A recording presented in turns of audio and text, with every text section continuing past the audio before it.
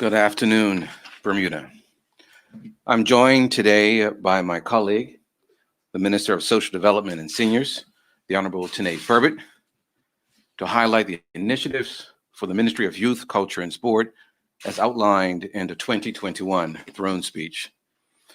This past month, the Ministry of Youth, Culture, and Sport, as well as all of Bermuda, was immersed in celebrating our very own Flora Duffy. While her tremendous feat of winning the gold medal is now forever cemented into Bermuda sporting history, this accomplishment reinforces the need for commitment and continued focus on our local athletes, as well as sport in Bermuda as a whole. In this year's throne speech, you note that Bermuda's economic recovery and social renewal are the overarching themes within our ministries. The Ministry of Youth, Culture, and Sport recognizes the value of sport to our country and continues to explore avenues that will promote Bermuda as a sporting jurisdiction. We're actively identifying ways international sporting events can assist in bringing much-needed revenue to our island.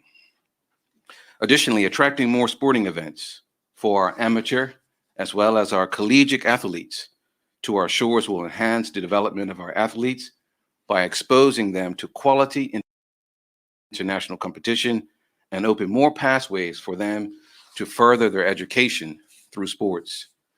As indicated in the throne speech, Flora Duffy's success highlights the need for more financial investment in our elite athletes so they can be prepared for competition on the world stage.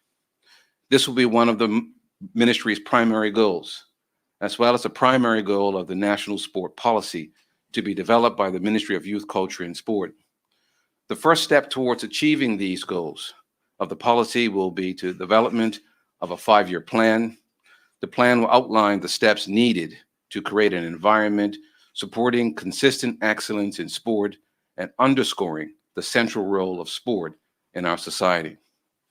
Some of the key objectives of this plan will include establishing a robust framework for talent incubation through training and development planning, emphasizing the value of sport and recreation for a healthy lifestyle, and increasing the proportion of Bermudians, both children and adults, who actively participate in sport, ensuring accessibility and availability of public facilities for international teams and athletes, preparation, and lastly, improving governance standards for Bermuda's national sport governing bodies. A national sport policy will see a commitment to enhancing and advancing sporting life in Bermuda.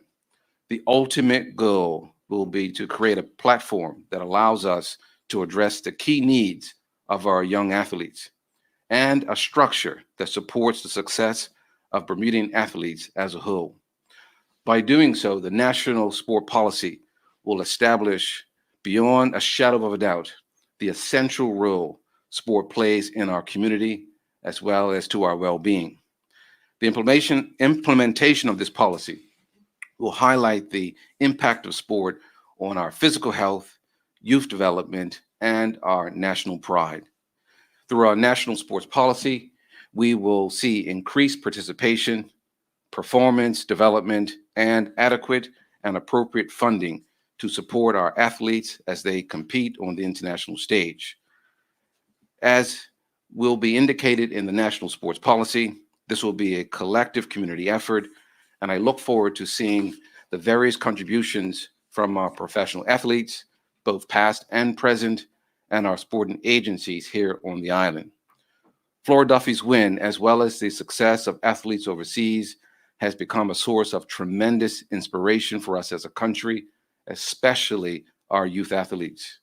And with the implementation of this policy, the Ministry of Youth, Culture, and Sport will ensure that our next generation of athletes not only compete regularly in international arenas, but excel at the highest level of competition possible.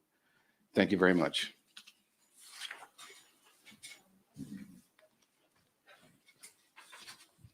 Good day, Bermuda.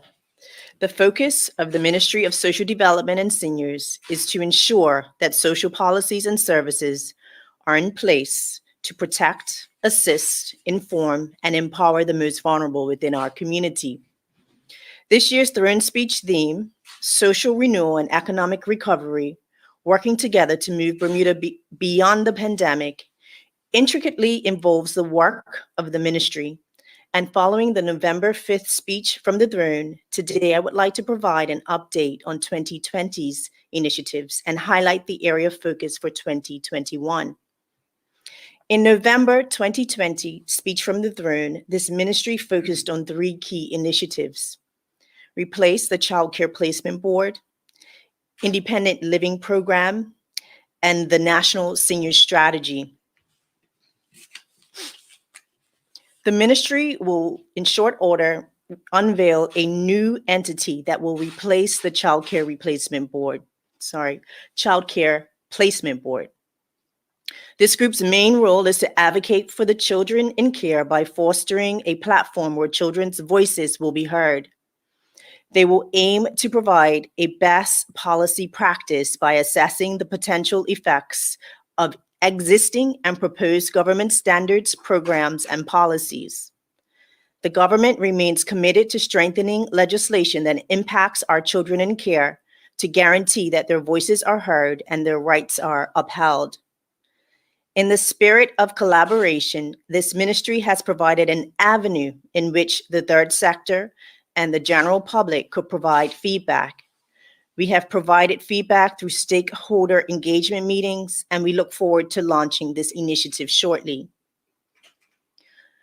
Under the remit of the Ministry of Social Development and Seniors, the Department of Child and Family Services has undertaken the establishment of Bermuda's first independent living program for children who turn 18 in the care system and no longer qualify for placement. I am happy to share that we have identified and secured a suitable multipurpose facility that will meet both the residential and occupational needs of our vulnerable clients, providing them with ample living space and common areas for socializing and educational and professional developmental programs. The ministry has developed the programming to complement the new dynamic, a new paradigm developed by the Department of Child and Family Services in collaboration with the Bermuda National Standards Committee. This program will provide housing, intensive support, and guidance to our youth so that they may become successful and productive citizens. As we strive to enable Bermudians to age well with dignity and respect, this government is actively pursuing meeting the needs of the growing senior population in Bermuda. The key components of the National Senior Strategy will work towards goals for planning and accountability, workforce development and education, employment and financial security, healthy aging, aging at home, long-term care, accessible transportation, safety and security, intergenerational and inclusive communities. The Ministry of Social Development and Seniors has reviewed proposals and will select a consultant before the end of the month who will begin the task of establishing a strategy for our seniors that will be innovative and sustainable over time. I can confidently say that this government has made excellent progress in 2020, and we remain committed to continuing the work. We are also looking forward to the 2021 initiatives that focuses on our efforts of amending the Seniors Abuse Report Act, developing a formal register of persons with disabilities, and a public awareness on child exploitation. The Seniors Abuse Act was created in 2008. It is the foundation for ensuring additional protections are in place to report, intervene, and prosecute in cases of financial exploitation, physical, sexual, and psychological abuse of a senior. Based on the number and type of reports received over the years, the financial exploitation of seniors is drastically increasing. Financial exploitation is a challenging area to address, as the cases can arise under this category are very complex. However, the Act requires an amendment to provide more explicit provisions and scope to ensure the protections of at-risk adults. There are key areas identified to help strengthen the powers of the existing legislation. For example, consideration will be given to making offenses indictable to ensure a broader range of consequences if found guilty, as well as timeframes for investigation. The development of a formal register of persons with disabilities is a primary step to address and improve the quality of life for people with disabilities in Bermuda, and to ensure we have a clear understanding of current and future needs. Any sound government future plans must be developed with hard statistics at its core. The purpose of a disability register is to provide population-level tracking in a manner that prioritizes the privacy and confidentiality of information that will help facilitate the development of sound policy and protocols. Work had been previously done and will advance over the next year under the Ministry of Social Development and Seniors. As another avenue to protect our children during this next year, the Ministry of Social Development and Seniors will develop and implement a public awareness campaign to boost awareness about the harm and dangers of sexual exploitation and sexual abuse of children.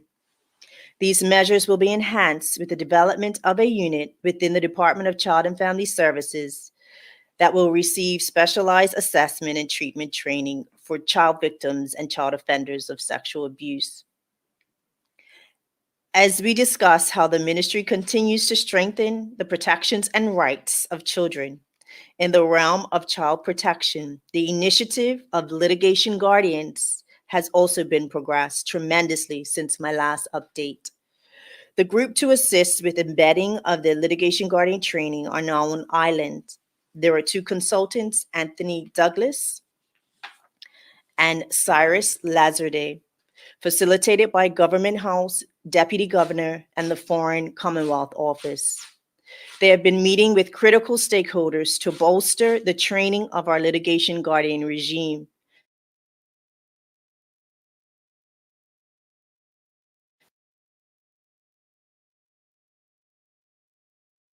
The Ministry of Child and Family Services, who designed and developed the practice guides and programming from which much progress has been made.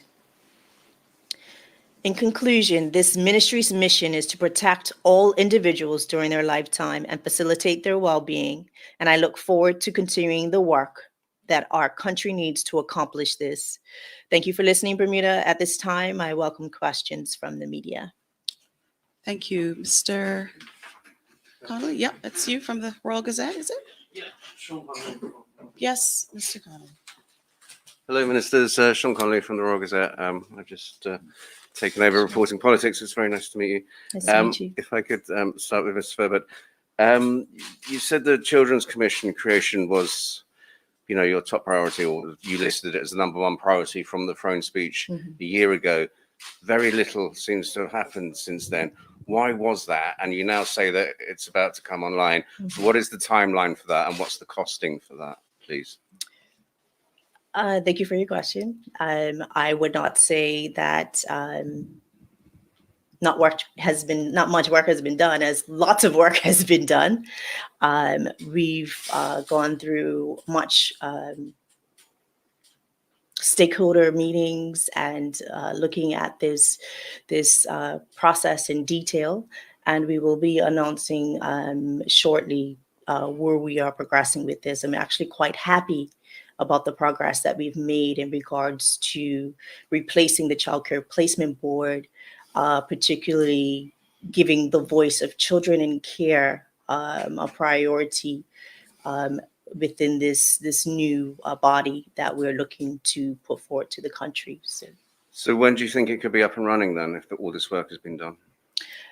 We should be hearing some information very shortly. It is a process. I have to share this with other stakeholders, and so I would say probably within the next month. Okay, and this is your flagship project, it would seem. This is one of them. Yeah. Mhm. So you're saying it's not in danger of sinking? I'm sorry? It's not in danger of sinking? Your It's flagship not. project? I think the minister's answered Thinking- the question. Mr. Connolly, do you have another question Well, as it I relates? think the minister could speak for Yeah, herself, but I really. think she's answered the question. I'm just saying it's your Mhm. flagship policy, but it's not in danger of sinking, in your opinion. It is one of our flagship policies, and we're looking forward to the progression. Thank you. Okay. Litigation Guardians, how many children are receiving help from them now at the moment? We believe that there are about 11 active cases with litigation guardians at the moment. So is this the normality now that the children who need them can get them? Is that where we're at? So it is up to the court to appoint and to make a decision in regards to whether a child requires litigation guardian. Okay. Thanks. How many Bermudian children are in institutions at the moment? I can speak to how many children we have in care. Yeah. As a whole, we have about 75 children in care, Okay. And which is not uncommon for small state jurisdictions of our sizes. sure, yeah. Mhm. The psychoeducational program, how many children are abroad at the moment, would you say? I believe it's approximately 3. 3, right. Mhm. Okay. And are there any moves for a facility on the island here so they didn't have to go abroad? I mean, how far are we progressing with that aim? We are always in discussions in regards to how we can support and progress our children in Bermuda. Again, it is not uncommon for children who need support to be able to seek intensive intervention outside of our country. It does happen in other countries. And so we want to be able to provide the best support and best intervention that we can so that our children have the best outcomes. Sure, yeah, but would you accept it would be better if they were cared for, back home on the island when members of their extended family? I people they can't know speak could to see that. I can't, them? but You don't we think that would are, help them? we're definitely wanting to provide our children with as many options as we possibly can for the best outcomes for them. Okay, talking of children's homes, what kind of state would you say they're in at the moment? Have upgrades that were necessary been completed? There have been upgrades done to our facilities. To what level? Is it an acceptable level now, do you think? It's always at an acceptable level. Upgrades have been done. I believe we reported on this before as well. So it's all in the public knowledge in regards to what has been done to the facilities. Okay, you mentioned financial exploitation of Mhm. senior citizens. Do you have any kind of examples of how bad that can get? Sure. There have been cases of persons who maybe in arrangements with their children in regards to signing loan guarantees where seniors not necessarily understand the procedures behind that. There have been instances of seniors where someone may come and do work around their home and then they are taken advantage of by, very kindly giving their financial details to someone who they might not know, but think that this person is being nice to them. And so we've seen instances of financial exploitation, or even, and we've heard about it in the media already, Right. in regards Right. to telephone calls that people get, asking for financial information or details. What kind of levels of financial burden are we talking about here, or exploitation? Would it be in the tens of thousands, more than that? Sorry, I can't give you a number. Mr. Colley, do Yeah. you have any questions for the Minister Just of about to Youth, get on Culture to and the Sport? Minister of Sport. Thank Yes, you. Thank you. That was actually my last question for you, Minister. Thank you No very, problem. very You're much. welcome. You're very courteous. Mr. Peets, obviously the flora effect, everybody's happy about that. The flora effect, Flora Duffy, everybody latches onto that. And you say in the throne speech that you want to, bring forward this new strategy, but where are the resources? Can you say how much money will actually go into this? Is there actually going to be a financial commitment rather than an emotional one? Well, we certainly need both if we're going to get all of this done. So there has to be a personal, from a national point of view, an emotional investment into our athletes, as well as what they do out there on the pitch or on the road, depending on their particular sport. So we certainly want the country to be emotionally invested in all of our elite athletes, as well as our domestic sports as well. When it comes to funding, of course, that number has not been accurately identified at the moment. We certainly recognize that if we're going to be competing on the international stage, it's going to require, a significant framework to support that. So we're going to be working out the best way possible on how to support our elite athletes. Bermuda, I believe, has the potential. We certainly are rich in talent. In the last few decades, we've seen many, many more Bermudians leaving our shores, for example, in pursuit of their sporting dreams. Now, as a nation, we need to sit down and figure out our short-term and long-term strategy to sort of harness all that together so that we can be proud again and not have to wait another 30, 40 years for another gold medal. Yeah, and do you have a timetable for when that might come together and you might have some numbers? Well, this particular national sports policy, of course, it has some goals, and the time frame that we're working on right now is 5 years. So Okay, it's a plan that's going to be implemented over the next 5 years. Yeah. Britain was humiliated in the 1996 Olympics, it only won one gold medal, and then the government in Britain poured massive resources into sport because it was seen as like giving young people something to aim for and also national prestige, et cetera, et cetera. So they used lottery money for that, and then like Britain beat China in Rio. So do you think there's a case for looking at a type of lottery injection of cash here to move towards that? That will be absolutely fantastic if that can occur. As a British overseas territory, if there's anything that we can do to advance the conversation for some of that lottery money to trickle down to the overseas territories, that would be great. But until that happens, of course, we first have to recognize, what we want to do regarding our international and national sports and where we want to compete and how we want to get there. As I mentioned before, we have the talent. So it's really about identifying that talent early and creating pathways for those individuals in those individual sports to continue to progress and develop. So we certainly want to make sure we do that. Yeah. Would there be any chance of a local home-based lottery, or do you think there isn't the public support for that here at the moment? There is conversations going on, which I'm aware of, and I've had conversations with the NSGBs about that. So, right now that's still a work in progress, but I'm more than willing to have that conversation going forward. Cool. Finally, will it be sports like cricket and soccer that get prioritized? There's been some criticism within the cricket establishment that the government isn't doing enough to support the national team. I mean, do you think that's valid, and will they get priority? I haven't heard that particular complaint to me personally, but just if I could speak to it generally, we always wish we can give more. But the truth of the matter is, we have a very, very limited budget on what we can do. And Bermuda has over 20 something national sports, of which we're responsible for, also to provide funding to. Bermuda also is a very, very unique jurisdiction when it comes to sports. In other larger jurisdictions, there is sort of a professional commercialized element to national sports. Here locally, we haven't really gotten to that point yet. For example, if I were to go to a football game on the weekend, I probably will wear an Arsenal shirt. All right. And I'm thousands of miles away from Arsenal Football Club. But Arsenal, for example, understands that a large portion of their success depends on the commercialization and the merchandising of their image and of their brand.